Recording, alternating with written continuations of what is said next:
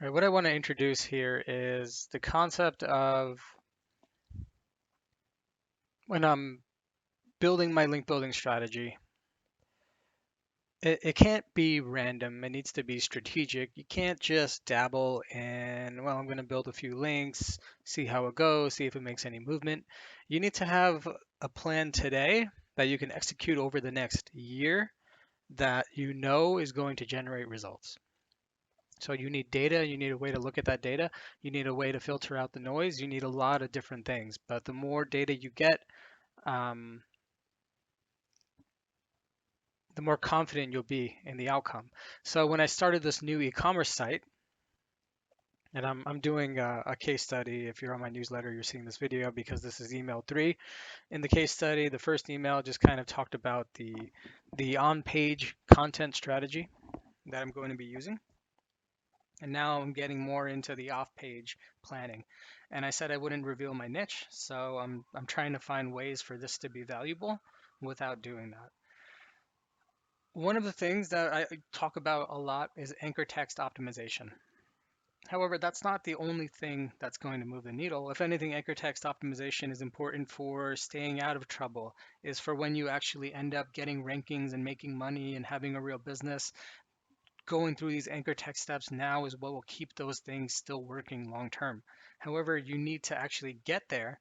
And there's something even more important than anchor text, in my opinion, and that's topical optimization. So, one of the keywords I was just messing around with was tropical fish food. Let's say you sell fish food. One of the pages that you want to rank for is tropical fish food. We look at Ahrefs Keyword Explorer, tropical fish food.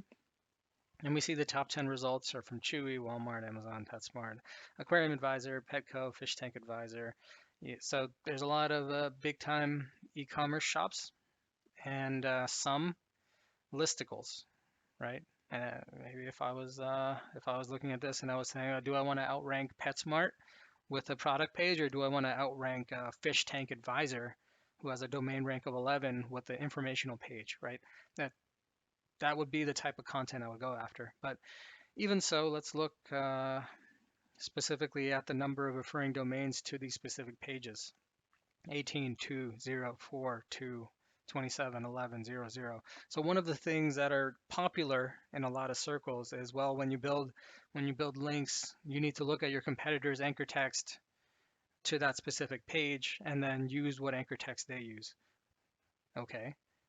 Um, it's that's just way oversimplified. That is a feature that we have in Linkio, but you need to be able to know when to use it and when not to use it. Um, because if you use it wrong, it's really not going to help you. Like if you run this chewy.com site through Linkio, Linkio is going to take all these backlinks, it's going to crawl and index check them, and you're going to find that maybe half of them are actually passing do follow and indexed in Google value. And then of those anchors, it's going to be like a random distribution probably of 5 keyword-based anchors, one branded, one natural. So if you say, okay, I'm starting with a DR10 website, and if I build, that many links and that many anchor text to this page, I'm going to rank, right? No, you're not going to rank. Absolutely not. Google's ranking brands that it trusts for these really commercial keywords. And if you're not a brand that it trusts, it's going to be an uphill battle for you. So, in short, become a brand that it trusts for this topic. Become more relevant than, like, if you look at Walmart, Amazon, PetSmart, and you're going after fish food terms, this may frighten you.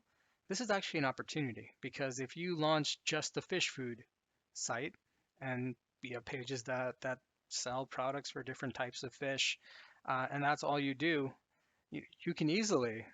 That's how these guys are doing it. That's how Aquarium Advisor and Fish Tank Advisor, they specialize, so they don't need an insane domain rank. What they do need is more relevance, more SEO ingenuity, and they're able to do that. Sorry for that long-winded intro, but I really just wanted to get that point across. And now the idea is, well, if you have this site and you wanted to rank for these fish-related keywords, how do you establish topical authority and relevance? Um, I had a tool created because I had the answer, but it was so time-consuming to do it that I wouldn't do it. But if you've heard about this, the idea of you optimize when you have a backlink and you're writing a guest post or something, you're writing relevant content, you have a relevant anchor text, and you have a relevant title, the backlink title. Um, the title of your backlinking page is a big important ranking signal. So if you're trying to rank for fish food, you've got a bunch of backlinks that talk about fish food in the title and the anchor text, the surrounding text. Those are really big relevancy signals. And you want to take advantage of those, you want to build those, and that's what's going to drive topical relevance. However, you can't abuse that and just have that as your your referring articles. That also is pretty spammy. Like only an SEO who was building links manually would have 100 backlinks and 100 articles talking about fish food. That's just not how real brands create their content. So if I wanted to rank this page, if I was Aquarium Advisor for whatever reason, I wanted to rank best tropical fish food, there's only 2 domains here. There's only 2 backlinks here, but their homepage and probably has lots of referring domains with content in the title tags that talk about fish, that talk about fish food. And then if Google sees enough referring domains that have the word fish in it, that have the word food in it, that have the word fish food in it, it starts transferring that topical authority and relevance and trust to your domain. So if you go to linkio.com and you click on SEO tools and you see this relevance checker here, this is a tool you can use to figure out what percentage of referring domains are relevant for the keywords and the topics you're going after. So in the case of if I had a website that was competing with Aquarium Advisor, for example, I usually look how relevant their homepage is for the keywords that I want to target in general. So I'd go to backlinks, I'd do 1 link per domain, I'd export it, and then for the keywords here, I'd be putting in fish food. And then for topical keywords, I would just say fish.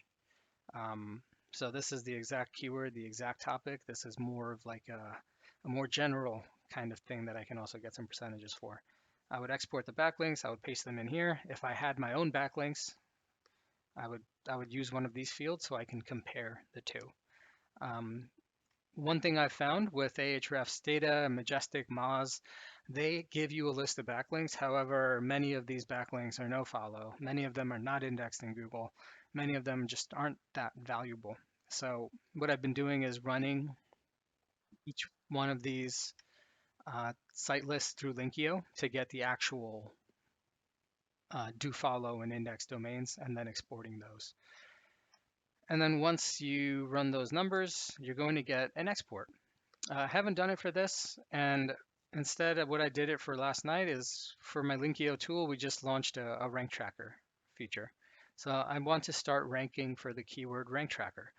Right now we have some rankings for various things for Linkio. This is my Linkio rankings. However, for the keyword rank tracker, we're not even in the top 100. So we have absolutely no topical relevance, topical authority at all for the keyword rank tracker or being a rank tracking tool. We have more relevance for like things like link building management, backlink management, which are lower volume keywords. So if I want to expand the reach and the footprint of Linkio, well, I need to establish some topical authority. And that doesn't mean that I'm just going to build a bunch of links to my rank tracker page. I need to augment my entire domain so it has topical authority. And what I did is I looked at AccuRanker. AccuRanker ranks on page 1 for some of the main keywords. Okay, so they were a good target for me to go after, and I imported their backlinks. They had 399 referring domains going to the homepage that were do follow and indexed, and that's out of 2,000 backlinks overall. That's out of basically we were able to filter out 286 referring domains that were not indexed 138 that were indexed but no follow. So these are kind of backlinks that I don't need to look at because they're not important to Google. So of the ones that were important, exported to CSV, did the same for Linkio, just for the homepage, pasted the two here. And what we found is that this is how the breakdown looked. This is what the tool was giving me. So if you look closely, these are the four categories. For the exact keyword, it was stuff like rank tracker. For rank tracker, keyword rank tracker. So those were kind of the exact keywords that I was looking at. And of the 404 referring domains from AccuRanker, 6 had the exact keyword in the title. 11 backlinks had the exact keyword in the title. However, partial keywords in the URL and title were for the actual title is almost 1/5 of all referring domains that were do follow and indexed had some part of this in the title. Okay, compared to me, I have 8%. So I'm less than half as relevant. So when I'm working on ranking for rank tracker, yes, I'm going to build links to my rank tracker page. And yes, I'm going to use competitor analysis specifically for the competing pages that are ranking on page 1 for rank tracker. And I'm going to model those anchor text ratios. But then I'm also going to build homepage links. And a lot of those links are going to contain topics around rank tracking, keyword rank tracking, Google rank tracking. So those are my two strategies for improving my rankings for rank tracker. And this is also how I'm going about building up my new e-commerce site content strategy. So let me know if you have any questions.